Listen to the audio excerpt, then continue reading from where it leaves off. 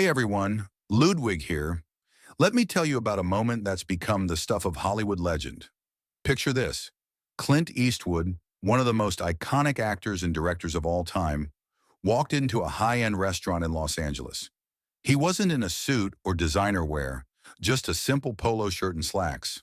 Nobody recognized him, not even the new waitress. What happened next was a lesson in respect and humility that no one in that restaurant would ever forget. It was a busy Friday evening at the Grand Oak, a recently renovated hotspot buzzing with LA's elite. Tech moguls in designer suits, influencers snapping photos of their gold leaf desserts, and old money families enjoying their weekly traditions filled the dining room. Among them sat a man in a plain gray polo, quietly sipping whiskey at his usual corner table.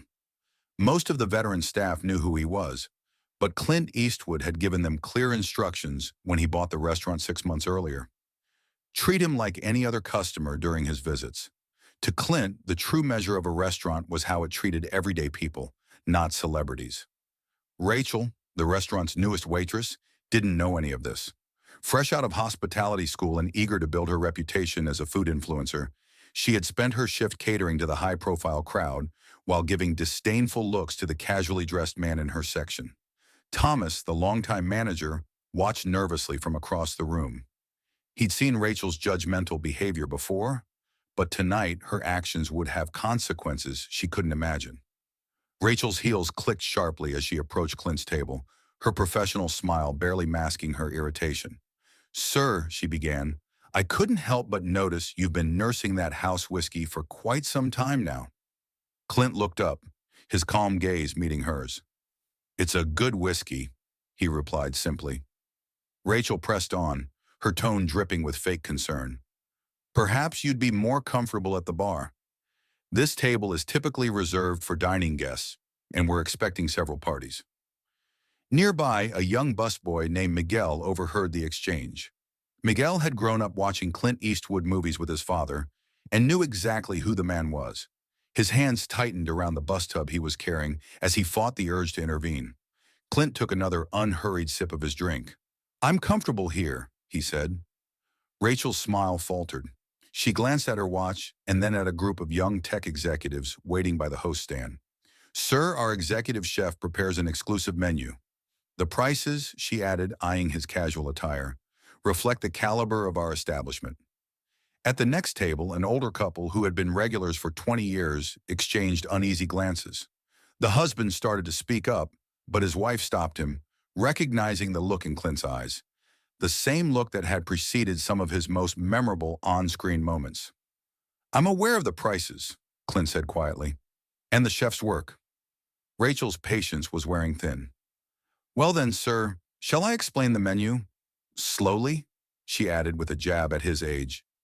Miguel couldn't stay silent any longer. "Miss Rachel, maybe I should get Thomas," he said hesitantly. "Stay out of this," Rachel snapped. "Go bus tables. That's what you're here for." Turning back to Clint, she continued, "This isn't some diner off the highway. This is the Grand Oak. Perhaps in your day things were different, but now we have standards." The tension in the room was thick. Other diners were trying not to stare, but it was impossible to ignore the growing confrontation. Clint set his glass down slowly, his calm movements commanding more attention than Rachel's escalating tone. "In my day?" he repeated, raising an eyebrow. "Yes, your day," Rachel continued, her voice rising. "When people could just walk in anywhere, dressed however they wanted, and take up space meant for real customers. Times have changed. This is a luxurious environment for people who appreciate modern luxury." She gestured toward a group of influencers snapping selfies with their desserts. "They get it." Clint's half-smile returned. "Modern luxury," he said thoughtfully.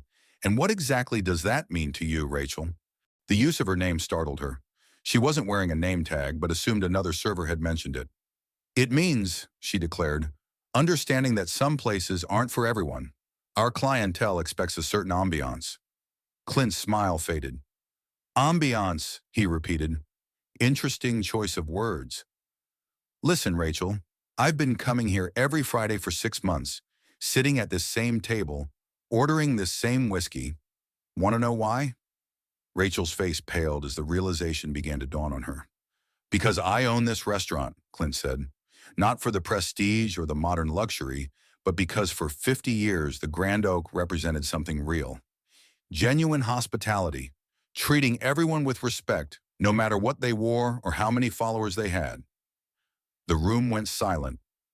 Moments later, Jerry, the restaurant's accountant, arrived with documents in hand. Clint took them, looked back at Rachel, and continued. Real class isn't about designer labels or social media clout. It's about dignity and respect. Turning to Miguel, Clint asked, Son, how would you like to start training as a waiter? We need more people who understand real service. Miguel's face lit up. Yes, sir. Thank you, sir. As for Rachel, Clint gave her a choice. You can leave and find a place more focused on modern luxury, or you can stay and learn from Miguel and the rest of the staff about what this place really stands for. Rachel's eyes filled with tears. I'd like to stay and learn, sir, she said softly. Clint nodded. Good choice. The room erupted in applause, not for the celebrity in their midst, but for the powerful reminder of what true class and hospitality mean. Today, the Grand Oak remains one of LA's finest restaurants, not because of its luxury, but because of its heart. And if you stop by on a Friday evening, you might just find a man in a simple polo shirt, quietly ensuring that those old values of respect and dignity live on. This was Ludwig, and if you enjoyed this story about timeless values, hit that like button and subscribe. Let me know in the comments if you've ever been judged unfairly and how you handled it. See you in the next video.